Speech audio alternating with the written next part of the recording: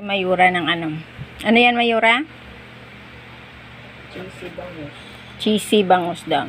Ito. Karedy ng kanyang puwel. Nakamaredy ng kanyang bangus. Siling pula, siling green, hiwa pa siya ng kamatis. Ha?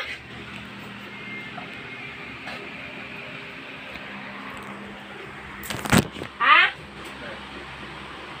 Right? Sayang mga pagkain sa rep, oh. Na-expire lang, oh.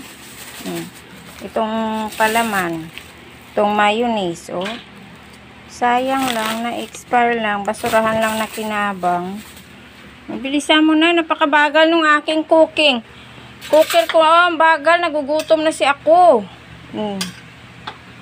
Dalian mo na, ilagay mo na yan sa tabangos. Asan yung cheese? Asan ba? Mas mo kamay mo. Ay, lalagay na siyang topping, tapos gadgaran niya nito. Napakabagal. Pati sa ulo niya, lagyan mo dun. Bakit wala namang kakain? Alin? Ako. Hindi.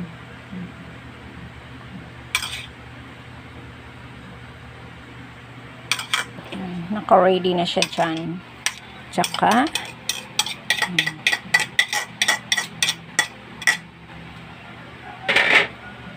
lagyan mo kasi ulo niya. Yun.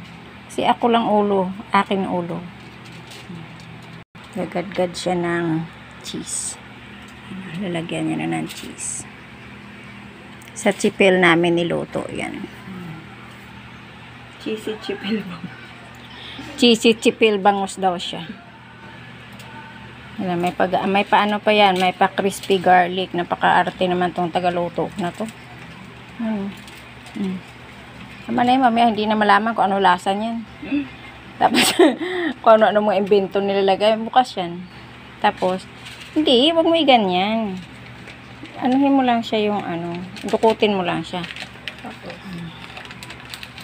Bulbul mo lang sa taas. May pa rosemary pa yan, no? Diba? Tosyal.